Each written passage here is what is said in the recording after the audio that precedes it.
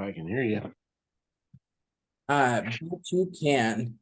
Good evening, everyone, and welcome to today's How Bible Study. You know, it's January 12th, 2024, and we're 12 days into the year. Who knows what the number 12 represents? Biblically speaking, of course. Which one? It's associated with the 12 tribes. Government. Government. Yes, rule. Divine rule. Yeah. So it's interesting that that should come up as the issue of government is coming up today. And today we're going to talk about something a little bit different, because one of the things that the Bible talks about, y'all have to forgive me, I have a puppy, of course, on the out on my ankle who feels the need to scratch and get comfy and do everything that he can to make sure that I know he's here. Welcome to the world of pet ownership, right? I want each one of you to understand this. Jesus is his own government.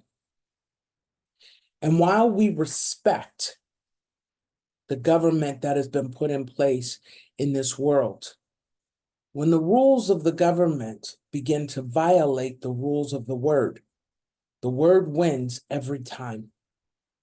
And that's one of the biggest things that I've been seeing happen lately. You know, it's been insanely crazy, because I can't tell you the number of people I've encountered this week who are just struggling and in such a rough place. And the thing that they're struggling with is being enough, the fear of not having enough. So today I want to apologize, because it's going to sound like I'm coming down on men, but I am not.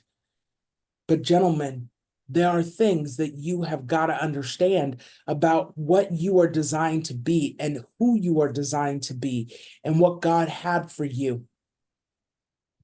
The reason there was never ever a time that men were supposed to leave their family is because when men leave, they don't leave their women with the same opportunities that they themselves have. A man has the ability to call on another man, and that will allow him to go out and make contacts. Am I saying that women don't have that ability? Absolutely not. But the higher earners in every family are the men. And time after time after time, all of our men are starting to get sick and tired of being sick and tired. Well, let me tell you something. That's not a thing with marriage. Marriage is the covenant relationship. It is the example of what it is like between the Father, the Son, and the Holy Spirit, a concrete bond that is never broken. So a woman who steps into a marriage to win over the husband just as the marriage is ending is a woman who lives her life in adultery, who doesn't ever see the real blessing of marriage. Same with a man who leaves his spouse.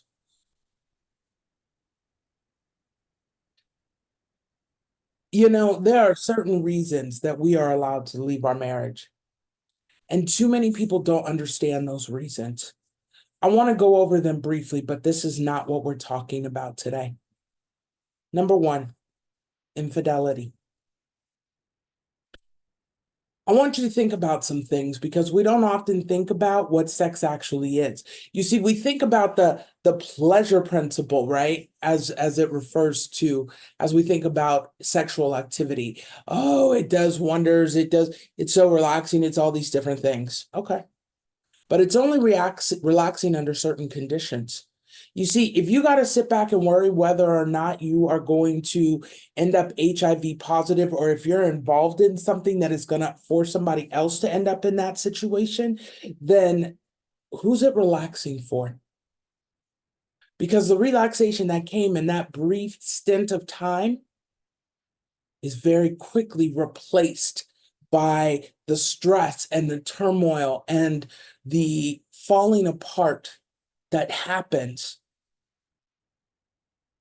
when it's all said and done and it's over. It's over. Because now, for 15 minutes of excitement, your life is being taken away. Your financial well-being has just been crucified because now you have to pay for a medication that is outside of the reach of most people.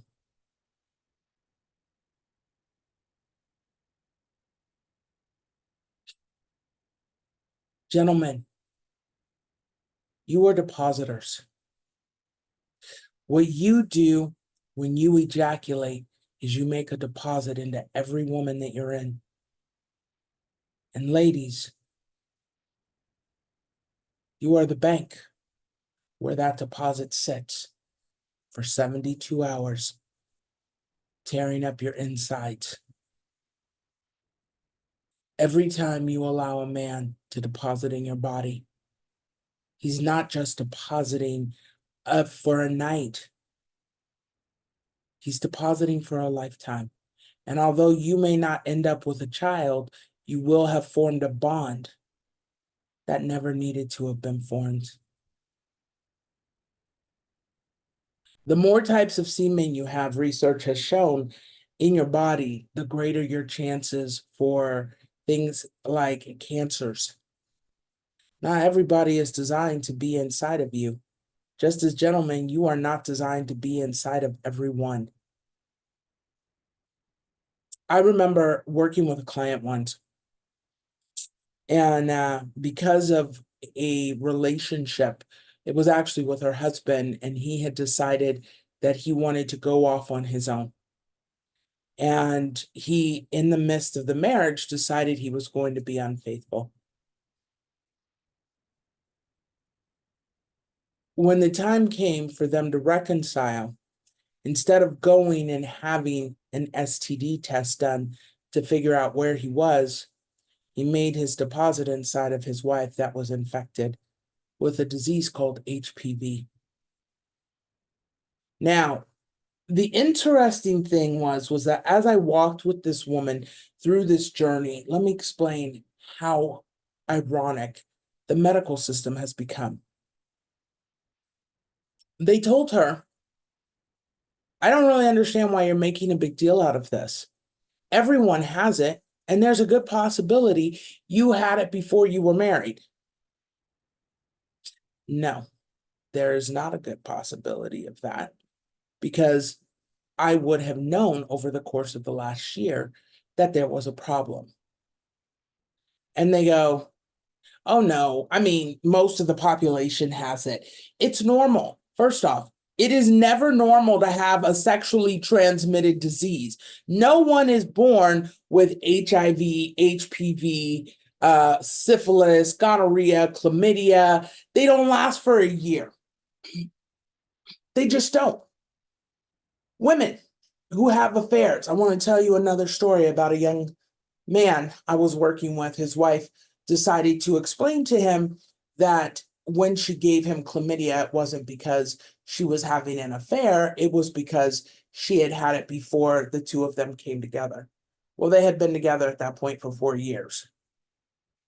Chlamydia is one of those that's a bacterial infection that would have been significantly more damage done. And seeing as they have like 12 kids, the likelihood that it was with her for 4 years wasn't there. But he didn't want to accept that she had been unfaithful. You see, when we look at government, the thing we need to look at are the lies we tell ourselves. In the case of this young man that I was working with, he wanted to pretend that everything was perfect and hunky-dory and great with his wife because he wanted to live in the lie. The lie didn't hurt as badly as the truth. The problem is that the lie always hurts more than the truth. Because when you reach a point, the lie can no longer stay hidden. It has to come out and it has to show itself. And that's when the lie becomes awful. You see, we keep lying to ourselves that going around and having random sex with random people is totally okay. It's not a problem. It's not this, it's not that, but really it is. Well, no, men do it all the time. That is the most ridiculous thing I have ever heard. Why is it that grown folks still think that because somebody else does something, it's okay if they do it? Did we not outgrow this at 5?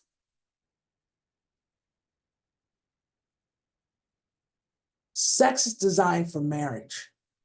And this is the thing that always chaps my hide, y'all. Here's the deal. The marriage bed is undefiled. You guys can hang off chandeliers, swing like crazy people. You can be koala bears in a tree. You can do whatever you want to inside a marriage. But outside of that commitment,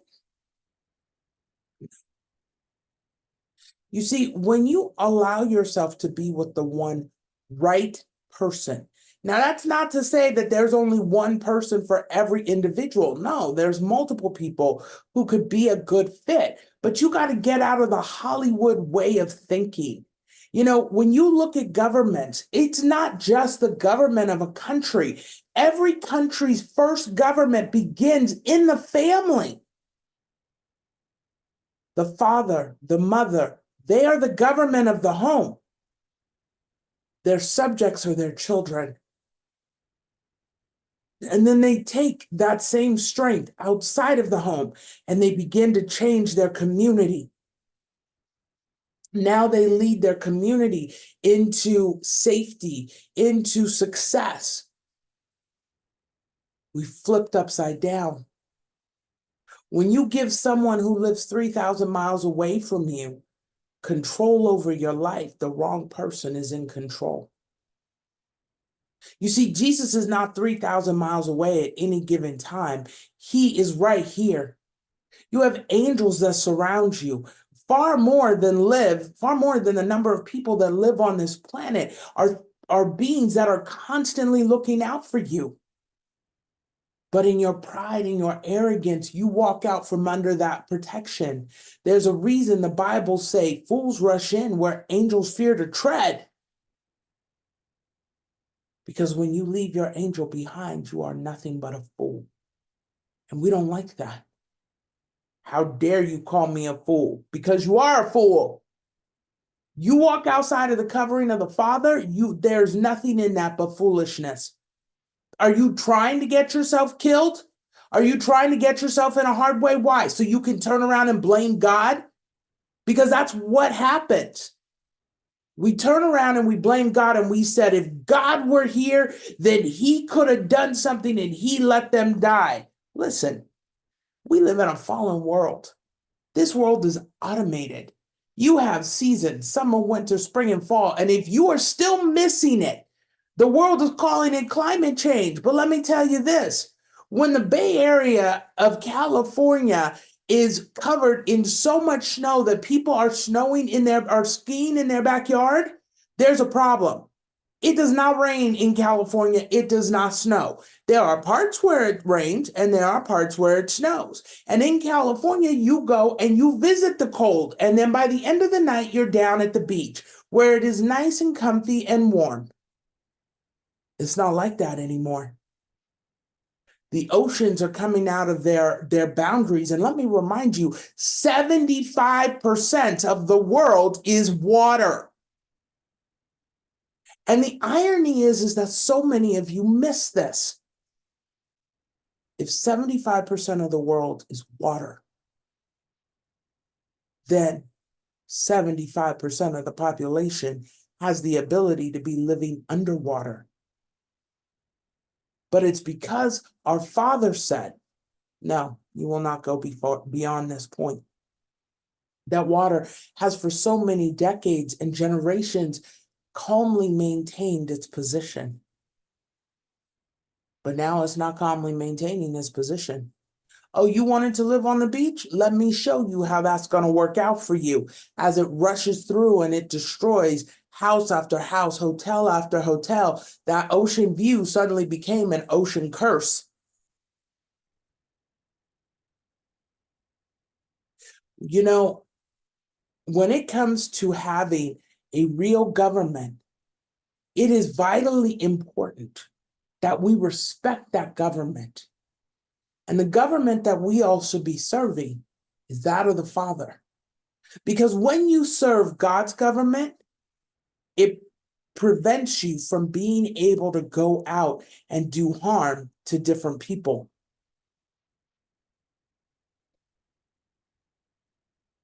Let me explain. There's 2 rules we're supposed to live by. Love God with all your heart, might, strength, and love your neighbor as yourself. If you're busy loving your neighbor as yourself, guess what? You don't have time to gossip about them. You don't have time to make up stories. You don't have time for any of this. If you love your neighbor as yourself, then you go before them and you have a conversation with them about whatever it is that's on your mind. And if you're not willing to do that and all you want to do is talk behind their back, then the fault is not theirs, it's yours. If they don't know that they did something that caused you harm, why are you angry at them? What have you done to bring that to an understanding so that that can be closed and the 2 of you can move forward in whatever way you move forward? I want to tell you a story. There was once a client I worked with, and she and her family had a mess of an interaction. And I guess there was an incident that had happened in their family many, many, many years before. And after the incident had happened, and there was nothing that my client could do about it, the person who said they were offended brought it back and started talking about how these people were saying things. But there was nothing she could do about it at that point. 5 or more years had passed. You see, when you hold on to things for that amount of time, you're the one who's preventing any growth. You're the one who's preventing any opportunity. You're the one who is creating a situation where no one wants to be around you. You know, I want to talk to you about a young man. Oh, God, I want to talk to you about this young man. He's just funny, right? He just completed his first major project, and we are all excited for him. But he shows no joy, no elation. Number 1, at the fact he completed it. Number 2, at the fact he walked it all the way through from beginning to end. He doesn't care. You see, the bigger part of all of this is that he walked it through from beginning to end and he finished what he started. Only things that come out of his mouth are sheer, unadulterated negativity. Does he say, I'm very excited about the fact that I finished it? I looked at all the things, the challenges that we had to overcome to get this done, to get it filmed, to get it pulled together, that I could even have it for a moment look something like what I saw in my head. No. You see, the more we sit back and we talk negativity about things, the more we're going to draw negativity, the more we're going to find things that don't work within our environment, our culture, our lifestyle. I'm not talking about the global culture. I'm talking about our specific familial culture.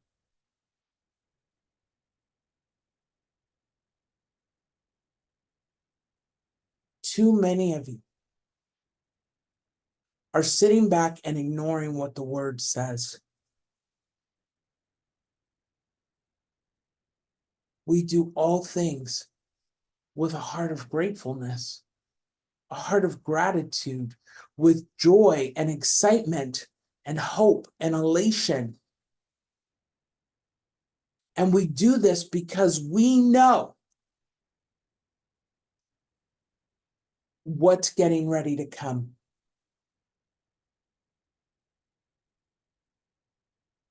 Well done, thy good and faithful servant. Is that not everything that all of us are wanting at the end of this? You know there are blessings that come, but there are equally blessings that are supposed to come to you on earth. So get out of your own way. When you understand this, here's what this is. You live in an automated system. That system is designed for you to always be fruitful, to always multiply, to always replenish, subdue, and have dominion. You never have to run out of things. You just have to learn to build them. That's all. You have to learn to build them.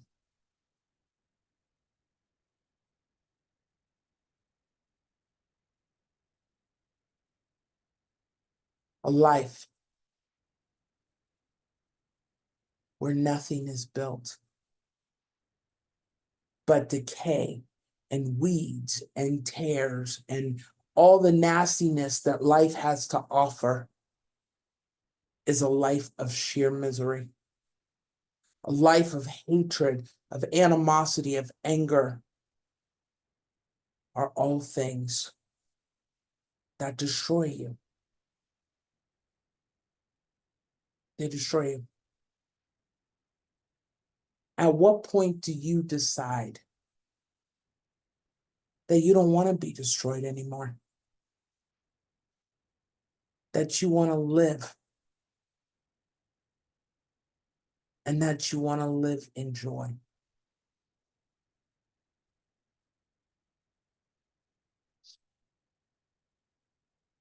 When we look at our elected officials, the thing I want you to always remember is this.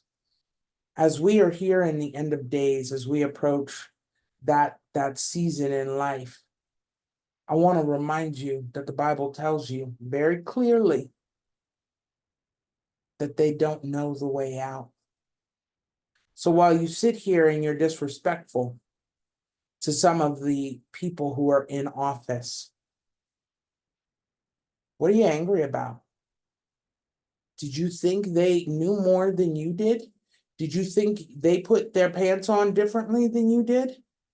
Do you think that they're not capable of hatred and great evils the same way that you are? These are the people you elect and then you look to solve your problems. But the only person capable of solving your problem is you. So when are you going to stop being afraid and go make your problem non-existent? When are you going to take the gifts, the talents, and multiply them into something that God allows you to make money off of? And I don't mean allows in the sense of there are some things he says that you can't do. What I mean when I say allows you is that he helps open doors. He helps move through things. So many things in your life that are lost don't have to be lost. It's because you won't stop being afraid long enough to just get to work. Yeah, sometimes things don't make sense. You do them. You know, I'm going to share with you. I'm in the middle of writing my first fiction novel, y'all. This is very exciting for me because I have had this novel in me since I was 19 years old, right? And there was a publishing company I started working with, and then they decided that they moved my book. They didn't want to publish it after all. And I was devastated because, yeah, that's a whole nother story. But I was devastated. But one day I said that one day I'll publish it and it'll be a bestseller. And boy, as I have been sitting down, I'm playing with this chat GPT. Chat GPT, by the way, is my new boyfriend. Okay. Like it has moved in. We are comfortable. We work 24/7. He doesn't ever get tired. I don't ever get tired. It is a match made in human AI heaven. Okay. This machine is the only machine I have met that can keep up with me.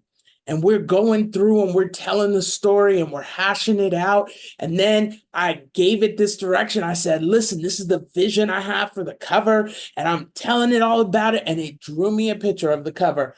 Oh my God. And it did it on an embossed hardback. I am in love. Anyway, the whole point of this story.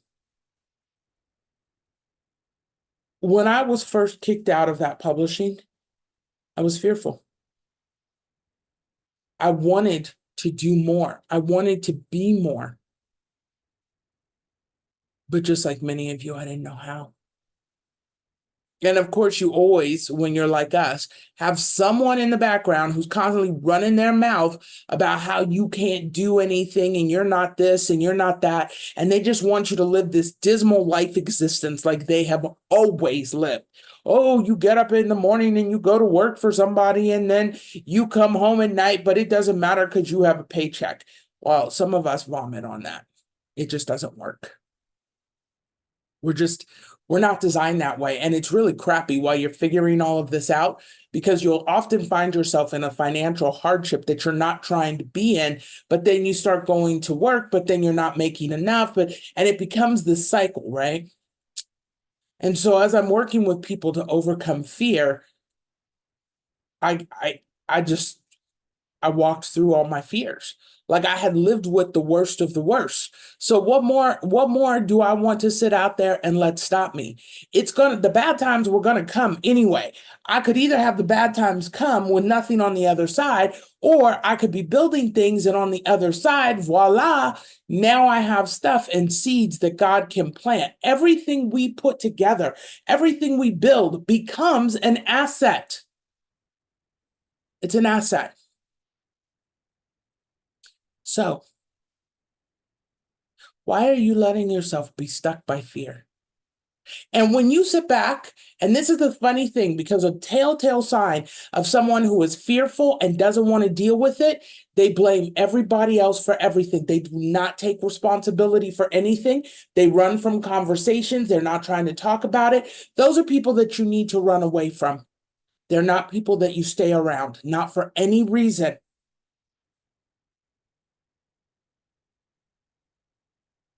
So, how do you do all this?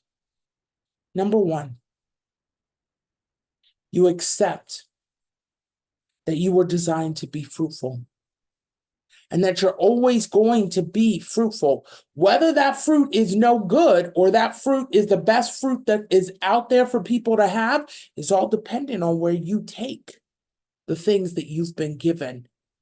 Like that young man who just went from start to finish with his movie, and now he's taking it to a point of negativity. He's only going to produce that negativity. Everything he touched will go to waste until he learns that it doesn't have to be this bad. How many of you are living with that? As soon as something potentially good happens, you shut down. You turn it off. Is that really what you want? Because on the other side of that, the people who are producing the dynamic fruit, once they finish a project, they can't wait to go get started with the next project. And before you know it, they have so many assets out there just making them money from all over the place. They're just running things on rinse and repeat, da, da, da, da, da, da, da, da, and money is just flying into their bank accounts. And you sit back and go, how come I can't be that? Because you won't stop crying in your Wheaties. Stop it. They're not wasting any time thinking about how terrible they are because something failed. Get moving. You don't have time for this. Move. That's what you were designed to do. Move. So go move.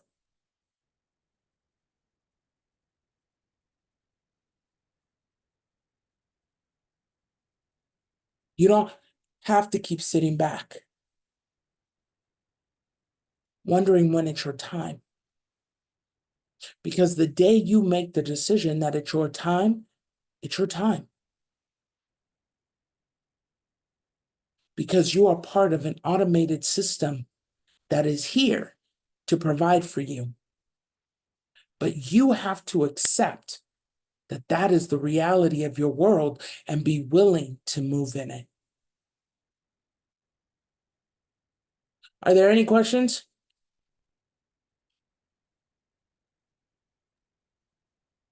No, I don't believe so, but I really enjoyed the lesson tonight. Thank you, sir. Any comments other than that? No, I think you laid it out pretty good, and you sure covered a lot of topics there. Sorry, y'all. I would love to be able to keep it on one topic, but it doesn't always seem to work that way. I seem to get a whole gamut of things that we need to discuss. Maybe I should start doing this. What do you think? Like twice, 3 times a week? Well, it'd definitely be worth it to be on and be a part of. Well, I want to thank you all for joining tonight. I will see you next Friday. Thank you.